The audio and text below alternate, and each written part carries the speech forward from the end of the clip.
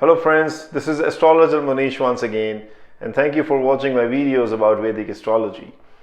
In this video series, I'll be teaching you how to read your own chart, the basic principle of astrology. A lot of my friends, my family members, my followers, they reach out to me and they ask me the same question, that what is the easiest way of reading your own chart? So I will be putting down a series of my YouTube videos where I'll be teaching you how easily, how precisely, and how accurately you can read your own chart. Now, this will not make you a professional astrologer where you can start predicting anything, because astrology is a very deep and divine science. To literally reach to the point where you start predicting anything, you need to have a lot of learning and research in astrology, and it's experience which teaches you how to predict. So these videos will be talking about how to read your own chart without any analysis paralysis, how simply you can read your chart. I will make it very easy, very simple for you to follow, so that you can understand how you can literally start looking at your cosmic planets, the roadmap, what the planets have given you at the time of your birth. It's very important. Once you know your chart, you know your strength and your weaknesses.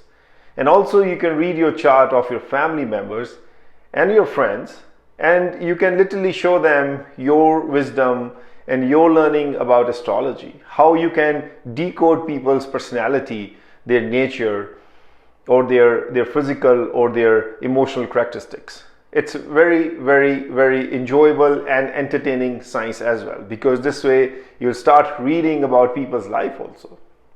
So this series will be basics. To become a professional astrologer, it needs a lot of patience, perseverance, and practice. And you need to have a very strong tools and methods in your head and in your hand to become a professional astrologer. Just like a doctor, like you can Google, you can search about any medicine, any medical science, you can read about it. You can increase your knowledge, you can increase your learning, but you cannot still treat people unless you have been practicing medical science, or you have the real professional tools in your hands to practice medical science. So same is with astrology. So this video series will be about how to read your own chart, how to read your chart of your family members, your friends, and how to understand and decode them.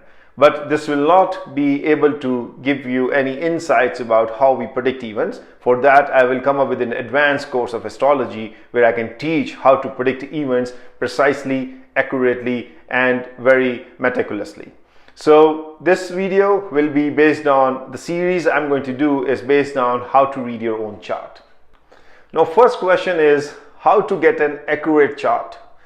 I've seen people who go to any web blogs or websites, and then they put their birth detail information and then get a chart, and then they start reading it. And I've also seen people who just jump into the reading so fast that they try to decode everything instantly, and that causes confusions and analysis paralysis. Okay, you have to start delayering everything systematically, step by step, by following a process.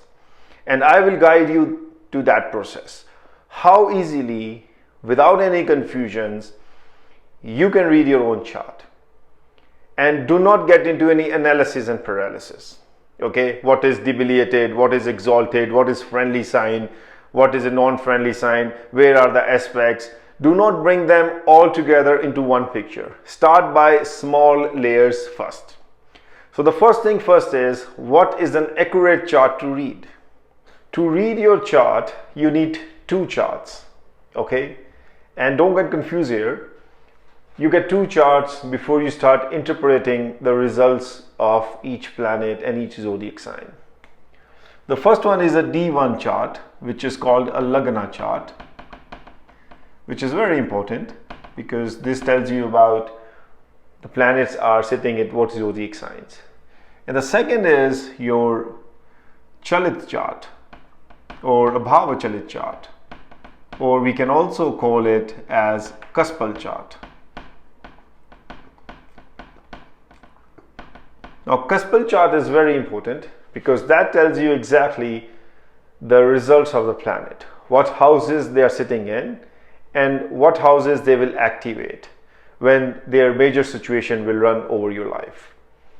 So the difference between these two charts are, this is an equal division houses. Like in Lagna chart, we take every house as 30 degrees, 30 degree, 30 degree, 30 degree. So 30 degrees time 12 houses comes through 360 degrees. That's a complete zodiac, 360 degree. The Bhava Chalit chart or the cuspal chart follows the unequal house distribution system. And why so? Because astronomically, if we notice and if we know that the earth is spherical in shape, it's not a perfect round, and the path of elliptical is also spherical. So this is a path where all the zodiac sign travels, the path where the sun travels. It rises from the east, sets in the west. This is the path of the elliptical. And earth being spherical in shape, we cannot divide it into 30 degrees each as a perfect 130 degrees length and into 12 complete 360. If this would be in a round perfect shape, just like a pizza, you can divide that into 12 different pieces of 30 degree each, perfect size, and that will become your 360 degrees. Whereas the earth is spherical in nature, in its shape. And when something is spherical in shape, you cannot divide the 12 blocks of equal length. And second major concept is that the length of the zodiac sign, let's say Aries, Taurus, till Pisces, they are unequal in length. They are bigger than 30 degrees. So let's say Aries is 40 degrees, Taurus is 50 degrees, Pisces is 60 degrees, for example, because they all vary in their length. We are trying to adjust that 40 degree into a can of 30 degree. So if you have to adjust a 40 degree into a size of 30 degree, what you can do? You can either expand your container to 40 degree, or you shrink the size of your 40 degree zodiac sign to get fit into 30 degree, right? So either you expand this or you shrink this. So here what we are doing is we are shrinking the size of the zodiac signs to fit within the 30 degree container. So this container is 30 degree in length. All containers, 12 houses, 30 degree in length. What we are doing is we are shrinking the size of the zodiac signs, even if they are longer, to get fit into that 30 degree. Whereas in the cuspal chart, which is based on the Placidus house division system, Placidus, what we are doing is we are expanding or shrinking the size of our container, of our house, based on what we see on the path of elliptical. So with the Placidus house system, we are actually expanding or shrinking the size of the container as we see the zodiac signs on the elliptical. And these signs, their length varies from the point of view, from where actually we are seeing it. If you're sitting or seeing it near the equator, the length will vary because you may see the complete path of elliptical very clearly from equator and can see all the zodiac signs.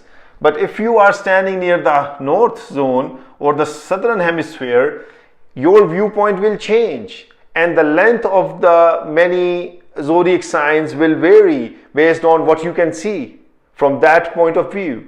So whatever the length you see from that point of view of a zodiac sign, this is what we fit into our container, and our container size shrinks or gets larger in its size based on what's the length of the zodiac sign.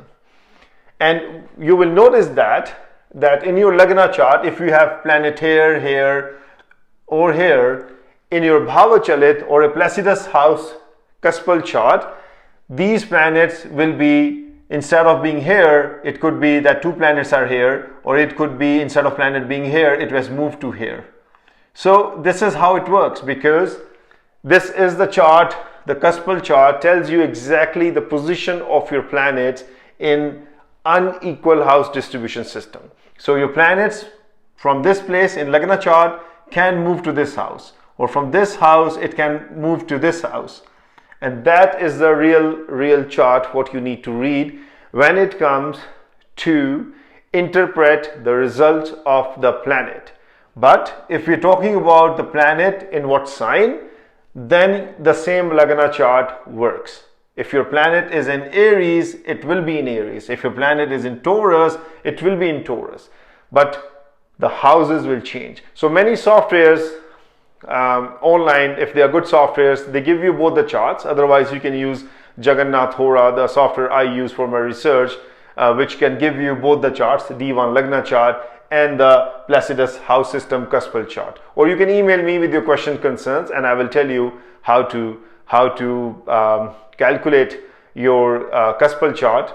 The second most important concept is knowing the difference between the tropical versus sidereal zodiac. So when you draw your chart, most of the softwares, they have a feature where you can change the calculation based on tropical zodiac or sidereal zodiac. So you have to make sure that you pick the right calculations before you start reading your chart. So Western astrology uses tropical zodiac and the Indian Vedic astrology uses sidereal zodiac. And the difference is the point of reference. The point of reference in the sky from where the earth starts its revolution around the sun. So earth travels around the sun, we know it. So it's a path, it's a point in the sky. Let's say this is a point, I draw it here, point A, from where earth starts its revolution around the sun. And after 365 days and half day, 365.5 days, it reaches the same point. So this is what the tropical zodiac believes. And this system is based on the seasons. So the Western astrology take that reference point as season, as equinox, and they always believe that on March 21st or March 20th, Sun enters Aries. So that is their point of reference. Sun enter Aries, sign Aries. And they take it as every year, March 20th, Sun enter Aries 0 degree, and that's the day of vernal equinox, and they take as a reference point as their season and point A where the earth starts its revolution and ends at the same point. Whereas in sidereal zodiac,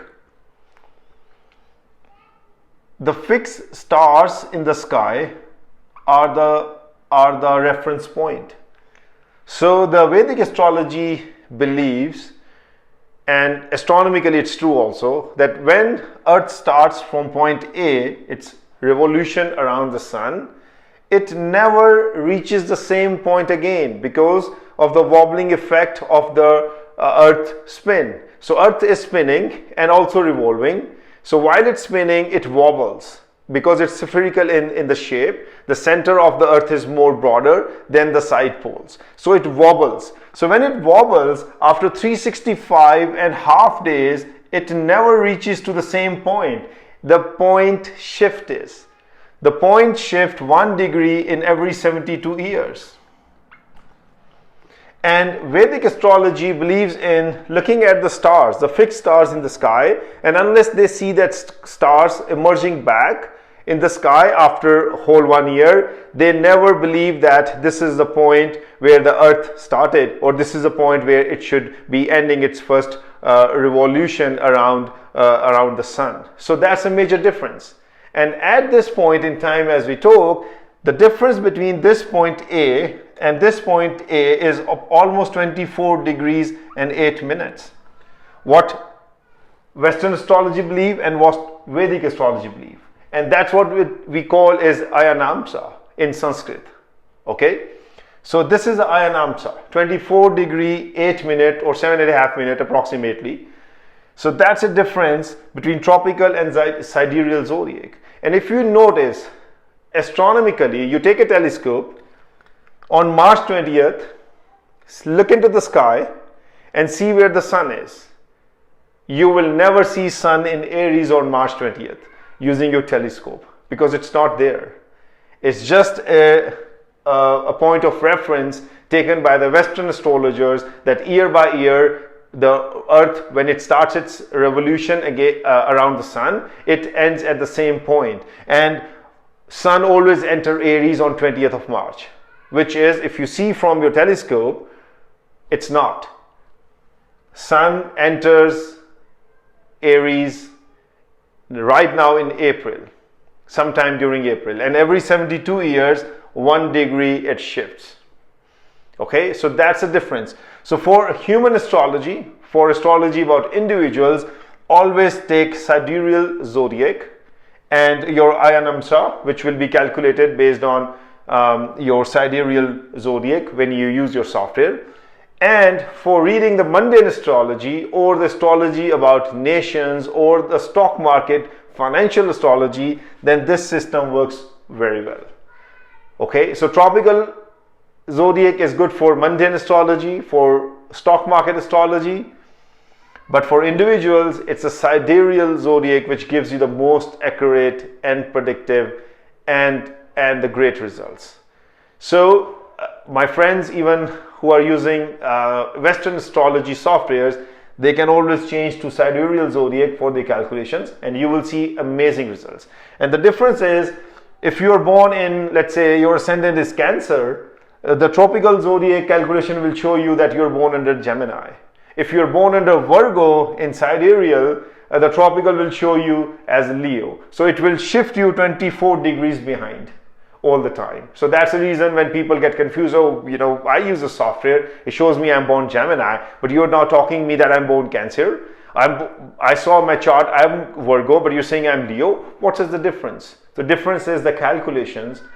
In Vedic astrology, this is the right calculation. In Western astrology, you use this calculation, you will still get 70-80% result, but not the 100% results. So I hope this makes you understand the whole concept of two different things. One is the D1 Lagna chart and the chalit chart, and also difference between the tropical zodiac versus sidereal zodiac. So in my next video, I will talk about the next topic about how you read your birth chart. So friends, thank you very much for watching this, and I truly appreciate your feedback, your response to my videos. So friends, if you have not done it, I encourage you to kindly subscribe to my videos so that my latest videos can reach out to you, and also it creates a virtual dynamic link between you and me. And I will always help you, support you. I'm willing to answer your questions if you subscribe to my videos. Thank you and stay safe. This is Astrologer Mohnish. I'll see you in my next video.